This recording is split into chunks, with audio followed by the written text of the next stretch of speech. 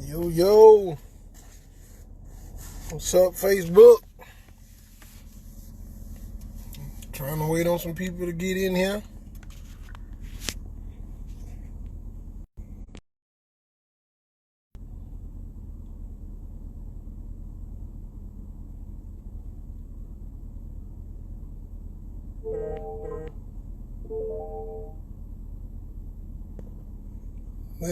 Let me see here. Y'all give me a minute. Let me do something right quick.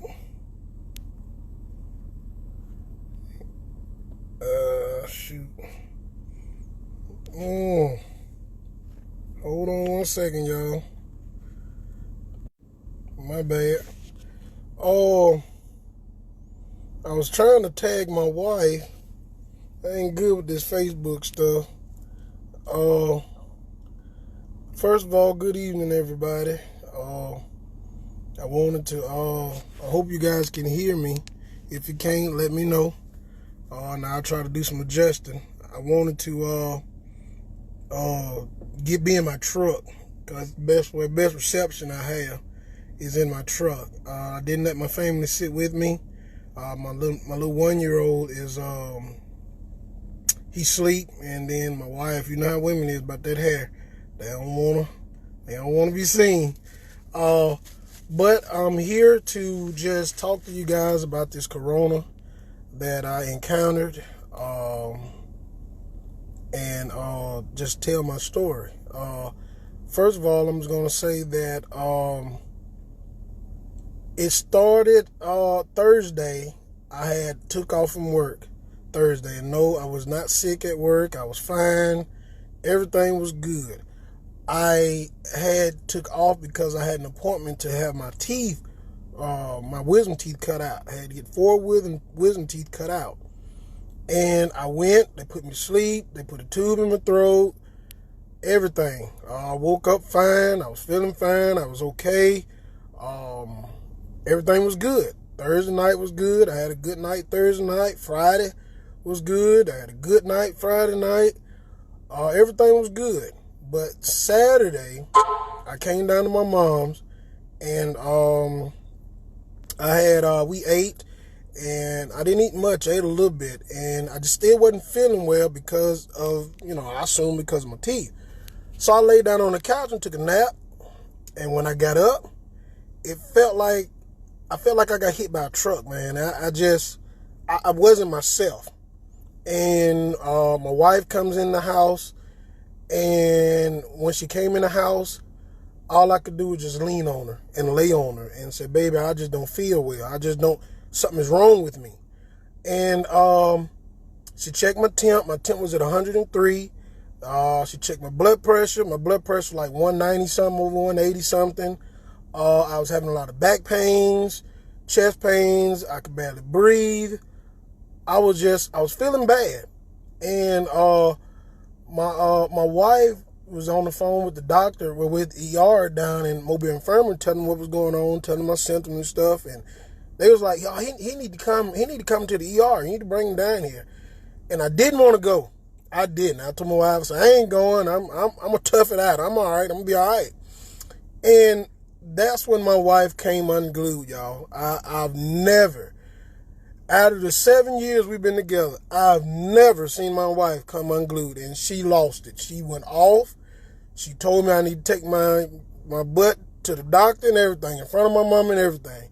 So I had in my head, I said, well, I better get up and take my butt to the doctor, So we went down to the ER, went to Mobile Infirmary. They brought me right in. They, shut up, Shire. They checked my temp. Once again, my temp was 103 and climbing. My blood pressure was up. They saw where I was having a lot of chest pain. I was telling them what was going on. They did an EKG. They did like a CT scan. They done a lot of chest x-raying. They done some of everything.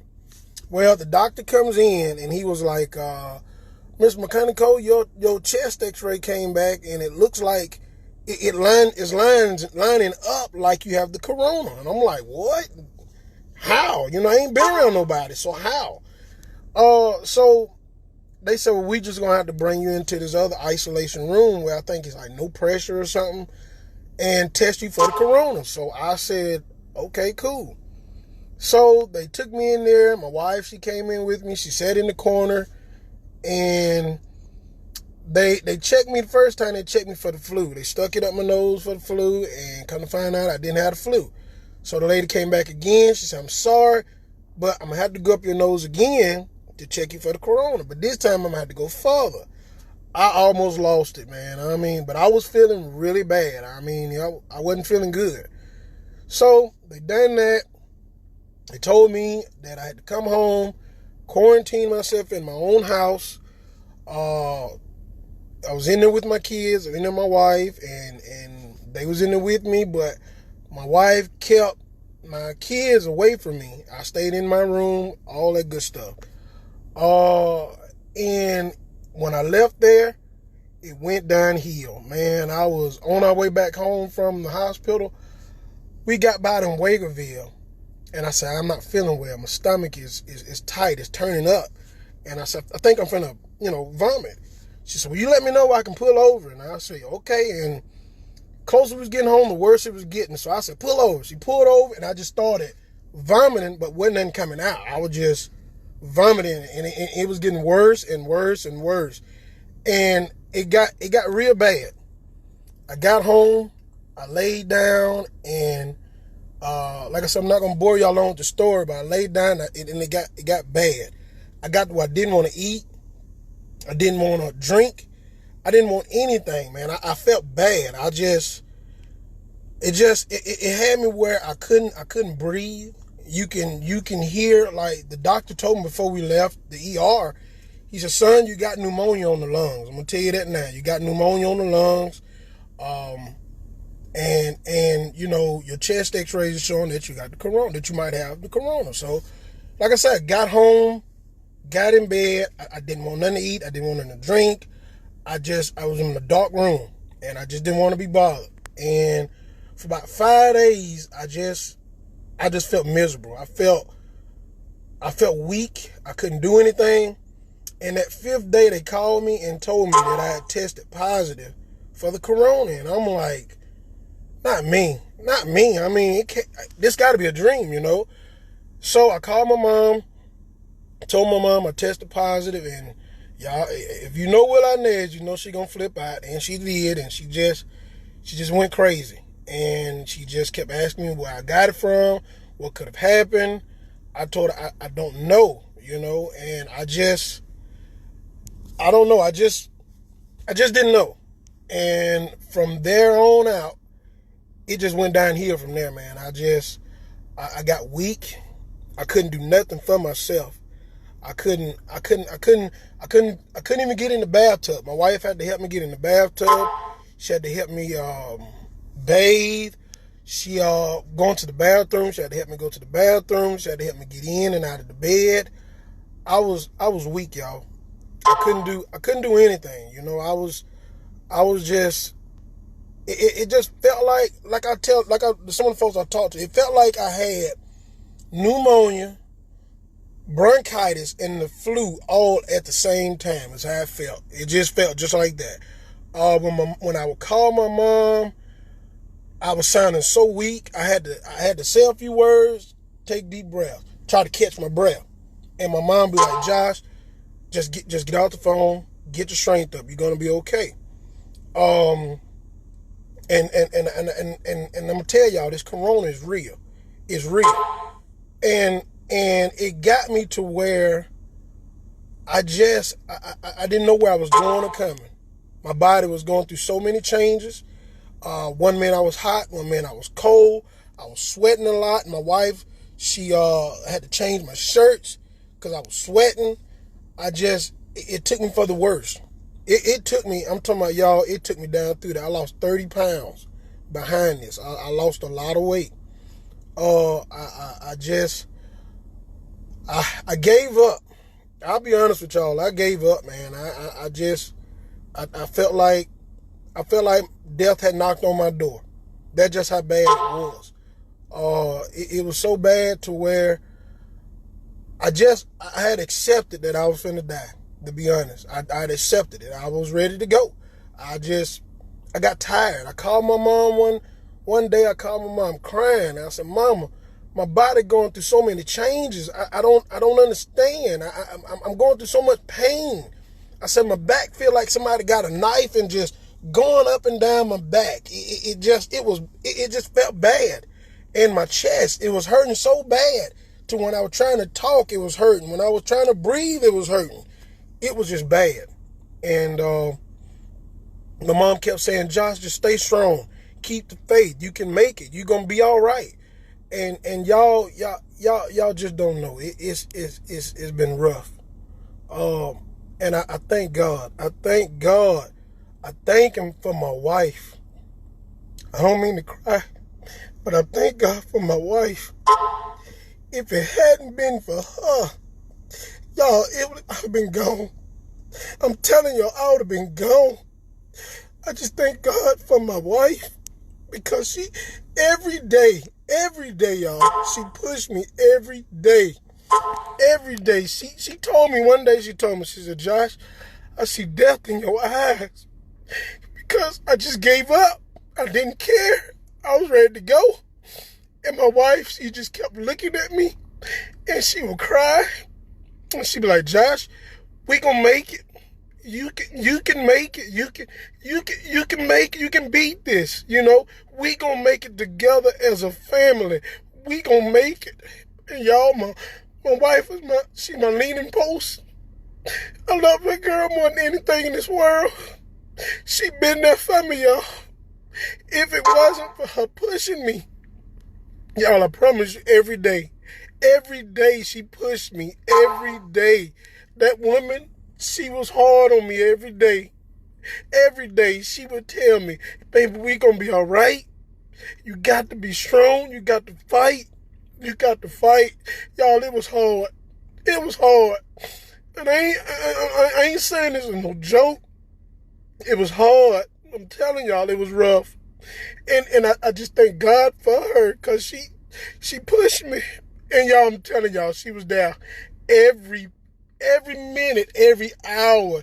If she heard me move in my bed, because she slept in the bed with Ashton and the babies in the other rooms and stuff. And if I move, if I roll over, she jumps up. She come to the door. "You okay? You need anything? What's wrong? Are you okay?" And I said, "Babe, I just rolled over. I'm fine. I'm good, you know." And y'all, I tell y'all, when I was going through, I was having nightmares like crazy. It was crazy, man. I was losing it, man. I didn't know what to do, y'all. I mean, it's like I was in a dark room and it was going crazy, man. I didn't understand it. And after every nightmare, y'all, I had, my daddy would come in my dream. And for you that know my daddy, y'all know how he was. Daddy came in my dream and he said, "Bo, come on, Bo, get up. You got to go." Y'all just don't know. He kept pushing me. He kept saying, "Get up, son. You got to go. We got to go to work. We got work to do. You got to get up." And it felt so real. I felt like I was touching him and he was touching me. It felt so real, y'all. And I said, "Yes, sir." I said, "Okay, Dad, I'm going to get up. I'm going to put my clothes on. I'm coming on." And I would get up. I would put my clothes on. And by the time I put my clothes on, I would wake up and it'd be morning time. And that's when I knew that Dad is just telling me I got to fight. I know you're weak. I know you can't do nothing, but you got to fight. And I was fighting, y'all. I was fighting hard. My wife, I'm telling y'all, she pushed me. She came in the room one night and she was just crying. She said, "Josh, please, for me and your kids, just eat something, drink something, please." And they got to me. They got to me. And then my kids were standing at the door. My 1-year-old, he was crying. He was mad at his mom because she wouldn't let him in the room. He just got mad, and she picked him up, and he would look at me. He'll wave. He'll blow kisses. And he just wanted to be with his daddy. And then my 9-year-old, he looked at me, and then he looked at Mom. He said, "Mama, Dad is sick. Dad is really sick." He said, "Dad, I said, Mom, I don't like seeing Daddy like that." He said he got to get better because we got to play that video game, and that got to me, y'all. And when I talked to my daughter, she said, Dad, I just want you to know I love you.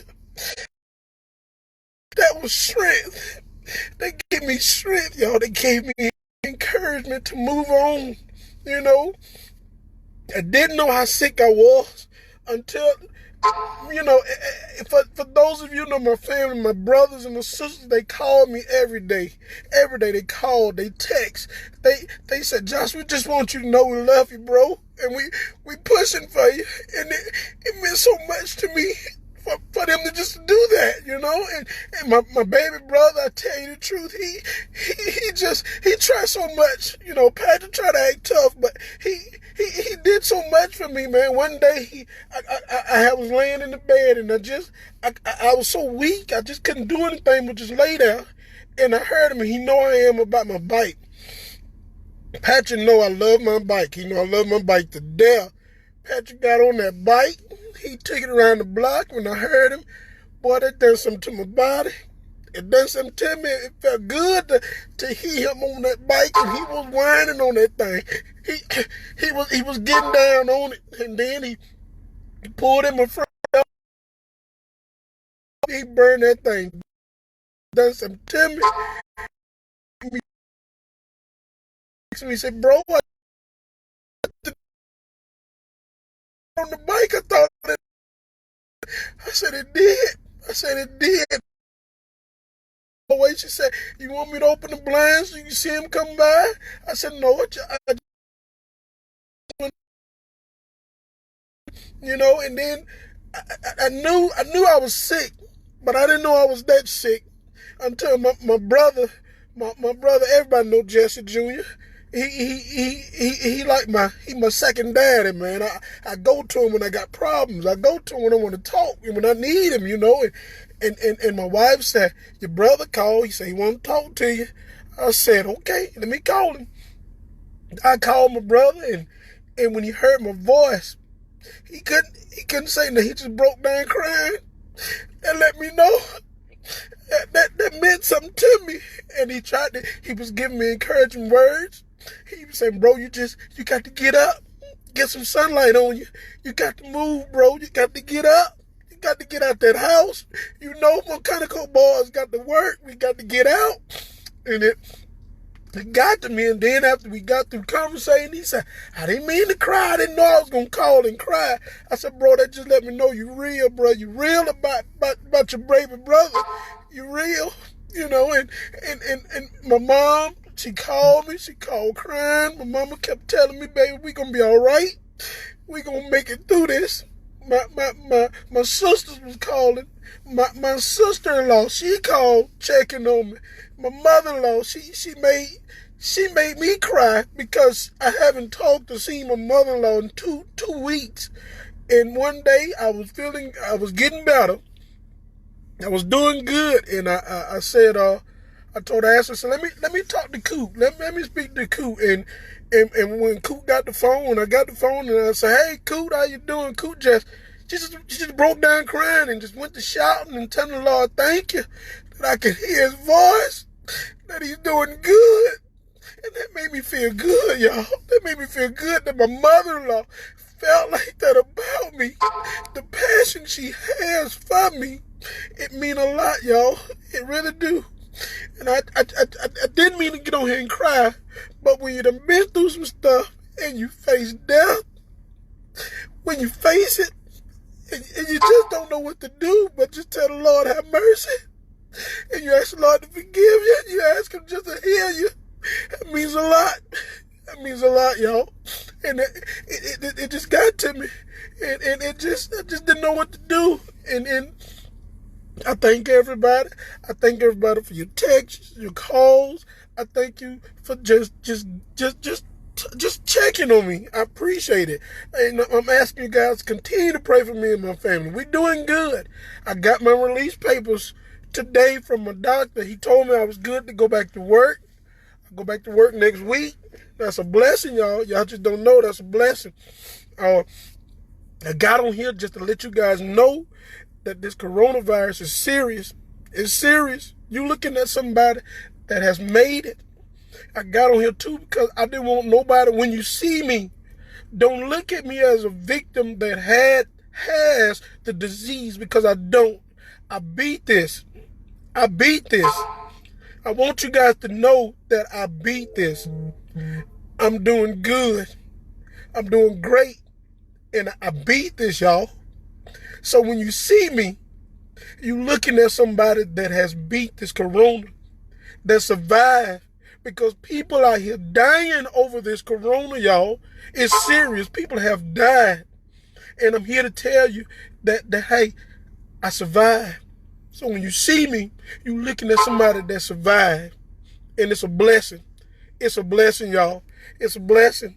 And I can't do nothing but say, well, nobody but God, y'all. It wasn't the doctors. It wasn't my mother. Nobody but God. Because he's going to have the last say so. Not man. He's going to have the last say so. And I'm just telling you, I want y'all guys to stay encouraged. The people, if you got family or friends that's going through this corona, keep them encouraged, guys. They need it. I'm telling you, they need it. It's rough. It's tough. And I want the Facebook world to know. I do want you guys to know that if you got somebody that's going to be your leaning post, be appreciative. Because I appreciate my wife. I'm telling y'all, I appreciate her. She was there. She never gave up on me. And I appreciate her. Guys, y'all be good. Y'all be blessed. I'm not going to bore y'all.